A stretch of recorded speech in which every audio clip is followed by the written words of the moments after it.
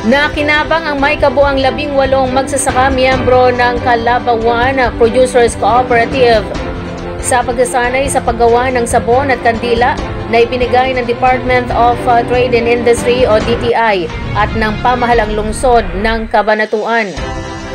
Ayon kay DTI Nueva Ecija Negosyo Center Provincial Office at SM City Cabanatuan Business Councilor Cheryl Tihada, layunin ng aktibidad na matulungan ang mga nagsisimulang kooperatiba na bumuo ng mga bagong produkto bukod sa gatas ng kalabaw at kalamansi juice upang magkaroon ng karagdagang kita, at idinagdag na ito'y libre, walang ginastos ang mga kalahok sa nasabing training.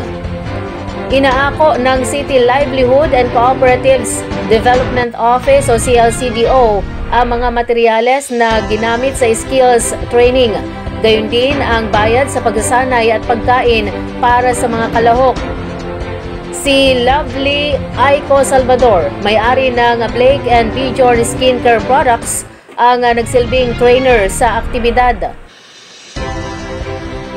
Binigyan niya ang mga kalahok ng kagamitan sa paggawa ng sabon at kandila na nagkakahalaga ng humigit kumulang 5,500 pesos tulad ng digital scale, stick blender, mixing bowls, thermometer, soap molder, rubber shoes, rubber gloves, safety goggles, spatula at pitcher.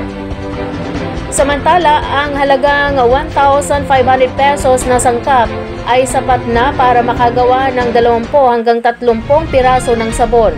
Ang mga kooperatiba at negosyante na nais humiling ng libreng pagsasanay ay maaaring magpadala ng request letter sa DTI Provincial Office at magtanong sa Negosyo Center Hotline sa 044-958-3983.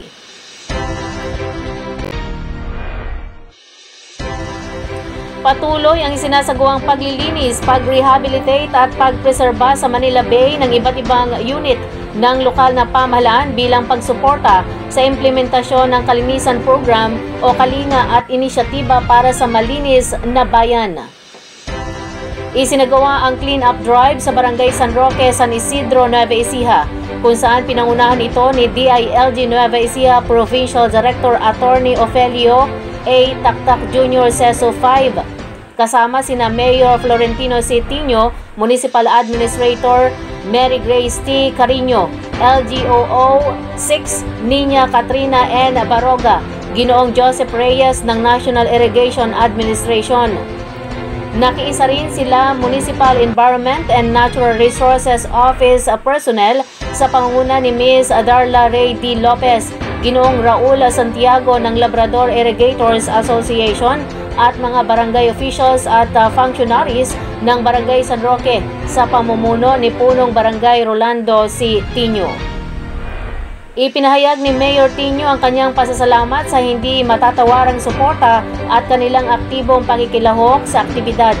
Binigyang diin niya ang kahalagahan ng sama-samang pagsisikap ng komunidad sa pagpapanatili ng kalinisan at pangangalaga sa kapaligiran.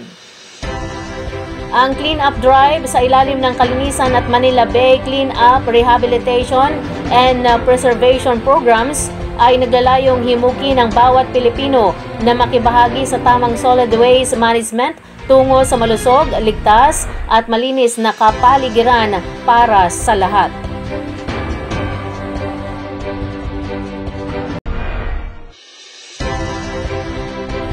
Patuloy ang kampanya ng Nueva Ecija Police Provincial Office o NEPO laban sa iligal na droga, kung kaya't nakaaresto ng 7 nagbebenta ng droga kung saan 13.62 grams ng shabu at 18.5 grams ng marijuana na may pinagsamang value na 94,836 pesos ang nasabat sa 2 araw na operasyon. Sa isang pahayag, sinabi ni Police Colonel Ferdinand D. Hermino, Provincial Director, na 2 drug peddlers ang naaresto sa isinagawang drug bust operation ng mga operatiba ng Cabiao Municipal Police Station sa Barangay Santa Ines, Bayan ng Cabiao. Nakuha mula sa kanila ang 11 grams ng shabu na nagkakahalaga ng 74,800 pesos.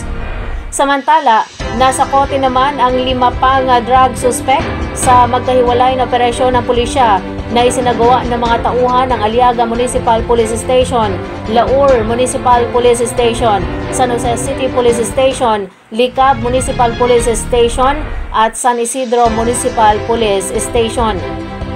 Na-recover mula sa mga suspek ang kabuang 2.62 grams ng shabu at 18.5 grams ng tuyong dahon ng marijuana na may pinagsamang halaga na 20,036 pesos.